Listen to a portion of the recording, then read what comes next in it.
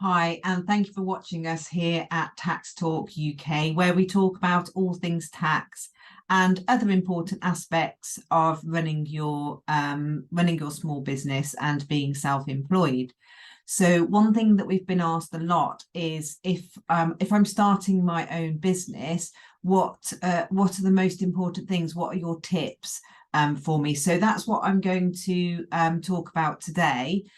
Before I do, if I could please ask you to take a moment to subscribe to our YouTube channel. That way you'll easily be able to refer back to this information if you need to, as well as finding out other information that we have available on a whole wide range of topics, all aimed at supporting you in your self-employment. And they're all categorized within our playlist. So if you find the playlist that is appropriate to your situation, and that is where you will find the information that is the most relevant to you. And if you're looking for Making Tax Digital support, then you can find that catalogued in the by the software providers again within the playlist. So thank you very much. If you could take a moment to subscribe, that'd be great. So back to top tips then for starting your own business. So you've decided that you want to be self-employed, you want to start your own business. So one of the important things, of course, is to do your research. So of course you're going to carry out research into whatever it is that you're wanting to do as a trade. You're going to look at how other people do it, what your product is, what your service is, how much to charge, where to do it. All of these things for actually doing the business.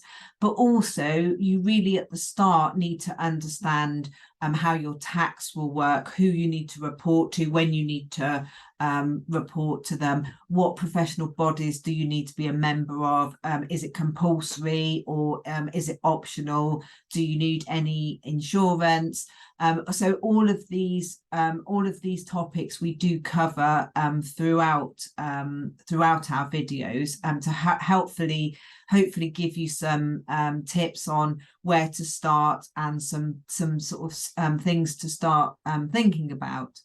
So when you're carrying out your research, I would also another tip would be to keep some notes, write down everything, every idea that you have, whether it's something that you think, oh, perhaps in a year's time I'll be able to do this, or when I get to this stage I'll do this, even if it's not something you need to do straight away. Make notes and then revisit them at the point where you've got yourself started. Go back to your initial notes, say, oh yes, I had that idea, oh yes, I wanted to join those people, and some things obviously might no longer be relevant that you made notes on before you started. And then again, sort of like a little while in, keep going back to those notes, maybe renew the notes on a new things to think of for the future. And even if you're not incorporating the things into your official business plan, because there's just literally thoughts in your mind at the moment. So you'll almost start off with a massive to-do list, and it can feel really, really overwhelming. One of the reasons why we started this channel to help and to support you. So another important tip is to prioritize what you need to do. What is the most important thing to do at this point in time? Categorize your to-do list with things that you absolutely must do straight away, things that you need to get done as soon as possible, and that will help you sort of keep on top and make sure that you don't forget anything, but also don't spend time doing something that actually could wait, and then you're not doing something that's really important. But also it's not practical to be able to do every single thing on day one. You're going to have to accept, and it's something that you will learn as you are working for yourself, that you have to prioritize your time, because ultimately the whole reason that you're starting your business and working for yourself is to earn an income. So of course that would always be your priority. But on the other hand, if you're earning an income, for example, you will have tax to pay potentially,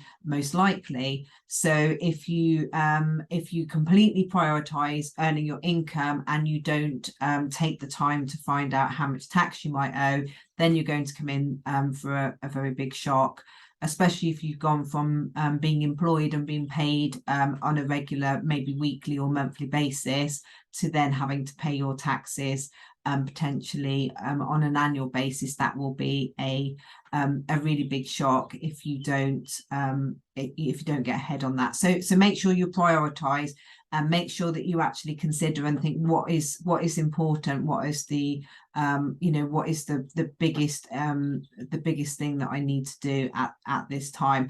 And just know that it will get easier, it will become less overwhelming, you'll learn a lot, and you'll learn a lot very quickly. And part of the learning is how to prioritize and how to manage your own time. So my next tip is get everything set up at the start. Don't think, oh, well, I don't need to do a tax return to the end of the first tax year, so I'm not going to worry about that. Soon we'll be looking at making tax digital for sole traders with an income over 10,000. So that won't be possible anyway. But by just sort of getting on and doing the business and giving no consideration to your taxes, can get you in a big muddle. Potentially you might go over the VAT threshold without registering. You might not know what your liability for income tax is going to be, or national insurance, which will give you a big shock. So just take the time at the start to get everything set up, get your insurance in place, and before you start trading. Things like that are very easily, oh, I'll do that next week, I'll do that next week, and then I'll do that next month, and then before you know it, a whole year has gone by. And obviously some things they just need to be done. Get your bank account set up. So with Making Tax Digital, everybody will be moving towards keeping their accounts digitally, and so it's even more important these days to have a separate bank account for your business transactions. So as we've talked about in the video where we talk specifically about bank accounts, the reason for not using a personal account will only be down to what your bank requires, to your bank's terms and conditions. But using a personal account for business transactions and personal can get very messy, particularly when you start moving into digital software and linking up bank accounts. So just get that started right from the start. Historically, a lot of the reason that people are put off by starting a business account is because they think that they're going to incur a lot of charges. But again, as we move into the digital age, there's digital banks available where you can have a digital business bank account. And for general banking currently, you're not looking at any costs for that. So get your bank account set up, get your insurance in place, look at what taxes that you are going to need to register for. Just get them registered for right at the start, so you know what's what, so then you'll get the reminders from HMRC. Make sure you don't miss any deadlines, and that you know where you are with that. So that's the next thing that I would say. Just get everything set up at the start. And what you will find as well is once you get into your business and you're sort of up and running, you'll be, as I mentioned earlier, you'll be lots to learn, and you'll be learning new things every day about how to run your business, how you're providing your services, how you're selling your products to your customers. So the last thing that you want to be doing at that time is having it in your headspace that you still need to register for a tax, or you need to still sort your insurance, and what if something goes wrong in the meantime. So yeah, so get everything set up. And then the last big tip for today is to get advice and engage a professional when you need to. So if something looks like it's going to be a bit complex, and you know you've got a lot to be doing, a lot to be learning all at once. As I say, you've got to be learning how to be doing your business, how you're going to operate it.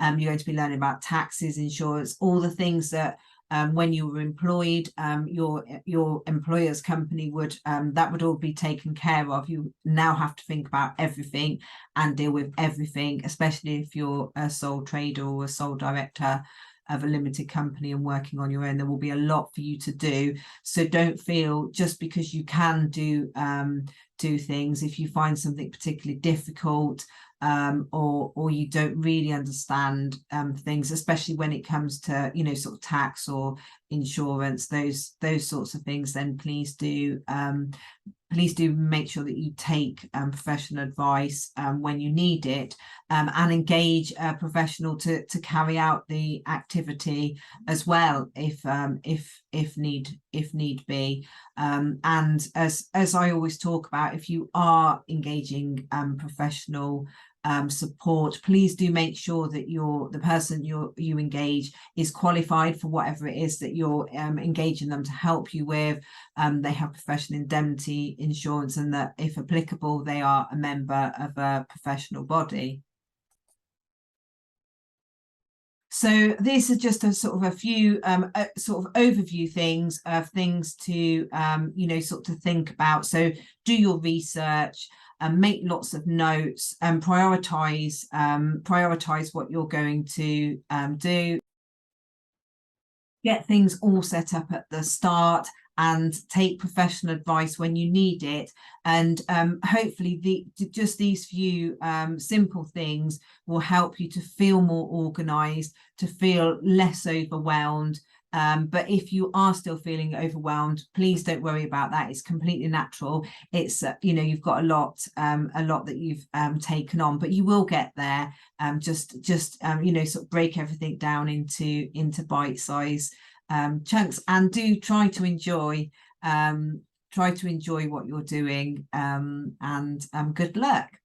Thank you very much for watching, and as I mentioned, if you could take a moment to subscribe to our YouTube channel. Thank you. Goodbye.